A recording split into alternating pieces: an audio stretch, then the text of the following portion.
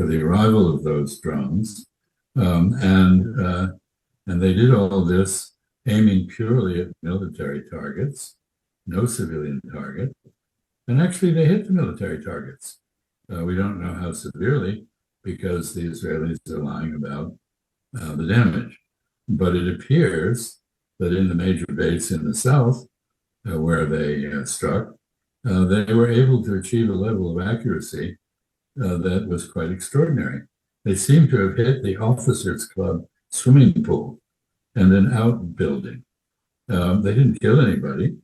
They allowed the Israelis to move the F-35s that were stationed there and which conducted the raid on Damascus.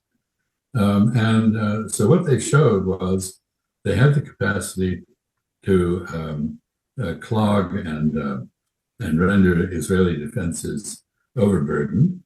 They now know where all of the radars and anti-missile sites are.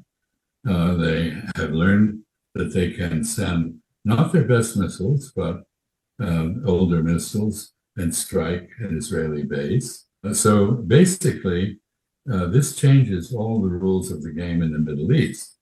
Iran had practiced a policy called strategic patience, which basically was passivity.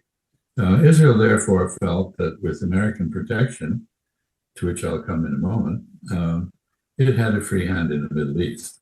They could act with impunity. That is no longer the case.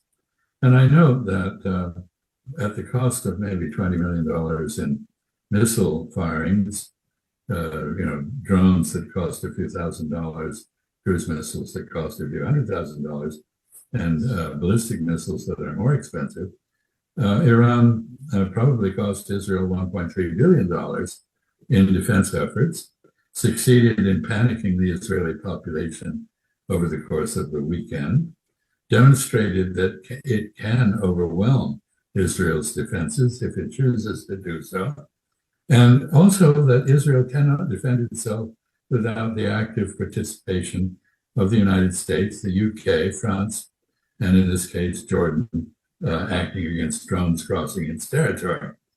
A final point here is that there's a great deal made of the so-called cooperation of Arab states with Israel against Iran.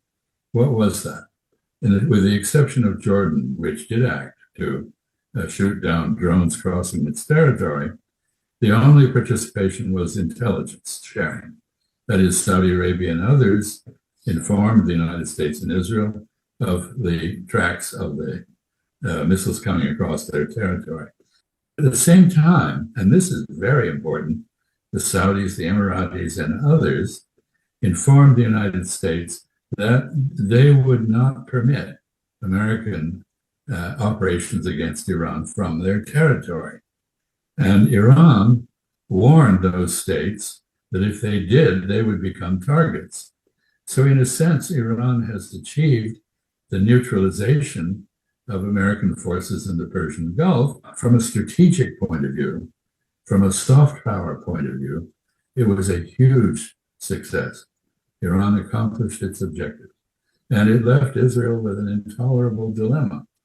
Israel cannot continue to behave as though it can act with impunity.